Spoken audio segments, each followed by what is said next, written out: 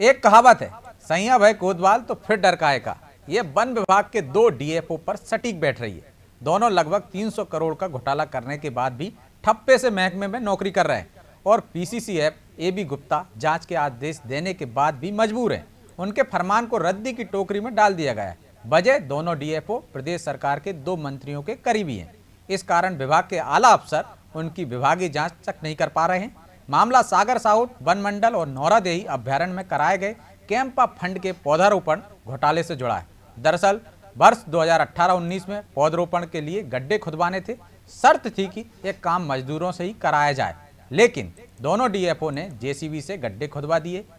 Audit के दौरान यह गलती पकड़ी गई तो वर्ष 2021 में पीसीसीएफ ने दोनों डीएफओ को चार्जशीट थमा दी। विभागीय जांच के लिए सीसीएफ रीवा को पत्र लिखा, लेकिन आज तक जांच शुरू नहीं हो सकी। वजह दो मंत्रियों को बताया जा रहा है।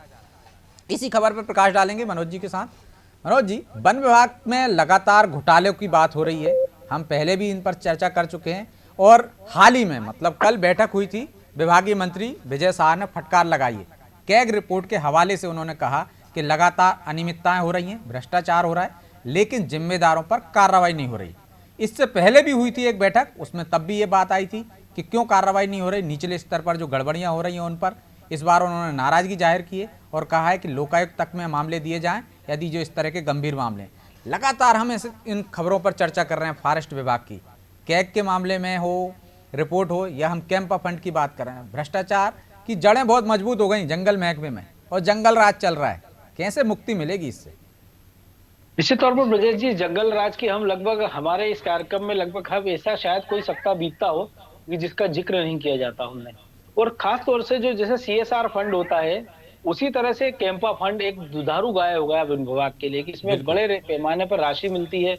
अभी देखिए, कुछ दिन पहले भोपाल से मामला देख लिया कि जो टाइगर टेरिटरी वाला जो जंगल का इलाका है, वहां पर जेसीबी से 100-150 पेड़ उखाड़ दिए गए, काट दिए गए और कहा यह गया कि नया नया वन रोप नया वृक्षारोपण होना है, एक किसी दूसरे विभाग को करना। तो आप अंदाज लगाइए कि अगर आप 25 साल पुराना पेड़ वहां से उखाड़ दे रहे हैं और आप बिल्कुल। एक पौधा वहां लगाने की बात कर रहे हैं 1 फुट का, जिसको पेड़ बनने में 25 साल लग जाएंगे। तो ये जंगल राज हमने ऐसा कई बार देखा। और जो जिक्र आप कर रहे हैं कि मंत्रियों की बात करें या जेसीबी की, कि मनरेगा से लेके कैंपा फंड तक की बात कर लीजिए या रेत की देख लीजिए कि जब नियम शर्तें बनते हैं तब कहा ही जाता है कि ज्यादा से ज्यादा लोगों को रोजगार देना है। और खासतौर से जंगल के बारे में कि जेसीबी अगर अंदर तक जाती है तो नुकसान पहुंचता है, तो जो ग्रामीण लोग हैं आसपास के उनको एक मजदूरी मिलती है, गड्ढे खोदते हैं। और जेसीबी में हमने देखा कि काफी बड़े गहरे गड्ढे खोद दिए जाते हैं जिसके बाद उनको ढंग से भरा नहीं जाता है। मुझे लेकिन अच्छे जब से याद, जब सीधे बैंक खातों में रिश्वत की राशि ले ली जाती हो और इसके बाद भी कोई कार्रवाई ना हो और फॉरेस्ट के अधिकारी 6-6 महीने साल साल भर आईएफएस गायब हों और उनकी बारे में पता ना लगाया जाए, जब मीडिया में आए तब आप कमेटी बनाएं, तो इस तरह से तो भ्रष्टाचार होता ही रहेगा। मतलब हमाम में सब नंगे हैं, नीचे से लेकर ऊपर तक, क्योंकि यदि कार्रवाई नहीं हो रही तो निश्चित तौर पर ऊपर वाले भी कहीं ना कहीं लिप्त होंगे उसमें। निश्चित तौर पर, क्योंकि जब आप देखिए कि जो हमने कई बार कहा है कि जो भ्रष्टाचार की जो गंगा है वो गंगोत्री से ही निकलती है, सफाई वहीं से करना पड़ेगी। क्योंकि हम देखते हैं कि कई कोई मंत्रियों के कुछ खास हो जाते हैं। और जिन आईएफएस का आपने जिक्र किया, कली दुरई, 17 महीने तक वो लापता रहे, अचानक से खबरें छपती हैं और वो आकर ज्वाइन कर लेते हैं। उनके खिलाफ विभाग ने क्या कार्रवाई की अभी तक पता नहीं है।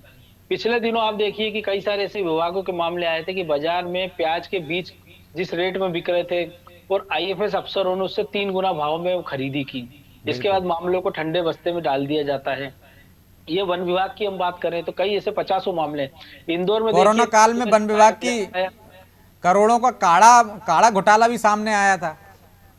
बिल्कुल, किसी को पता ही नहीं चलता है कि वो कमेटियों ने कहा, समितियों ने किसको, वो किसने उनकी खरीदी की थी, कहाँ उसका वितरण किया गया।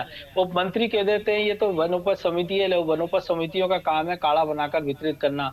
उन्होंने सरकारी विभाग को भेजे होंगे। सरकार के पास अपना एक आयुष विभाग है, सरकार के पास अपना एक अलग डिपार्टमेंट है जिसके माध्यम से कहा गया था कि पहली, दूसरी और तीसरी लहर में उसके माध्यम से काड़ा लोगों को बंटवाया गया था, फ्री बंटवाया गया था। करोड़ों की बात की गई थी। आप देखिए कि लगातार नगरीय प्रशासन विभाग की ओर से प्रेस नोट जारी किया गया तीसरी लहर के दौरान भी कि उन्होंने 10 लाख, 20 लाख, 25 लाख मास्क फ्री बांटे हैं। वो मास्क कहाँ बांटे, किसको मिले, किसी को पता नहीं है।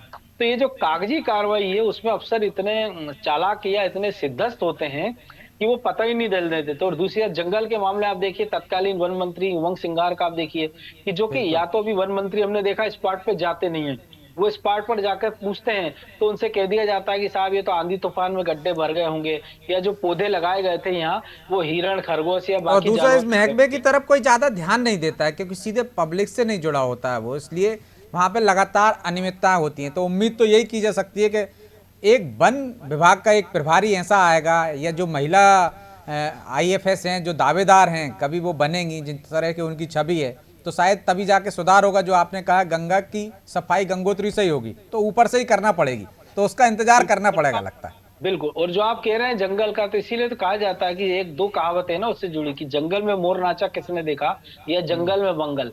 तो जंगल में मोर भी नचा रहे हैं फॉरेस्ट के अफसर, और जंगल में मंगल भी कर रहे हैं।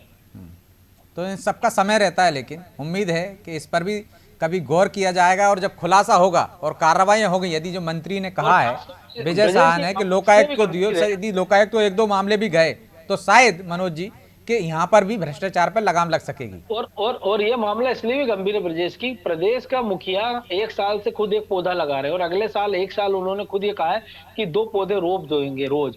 हमने देखा वो मुख्यमंत्री बने तो उन्होंने करोड़ों की संख्या में एक एक दिन में पौधे इस मध्य प्रदेश में लगाए हैं। और अगर उनके रहते भ्रष्ट अफसर बारिश के इस प्रकार की गोलमाल कर रहे हैं, तो इससे अंदाज लगा सकते हैं कि इन अफसरों के हौसले कितने बुलंद हैं।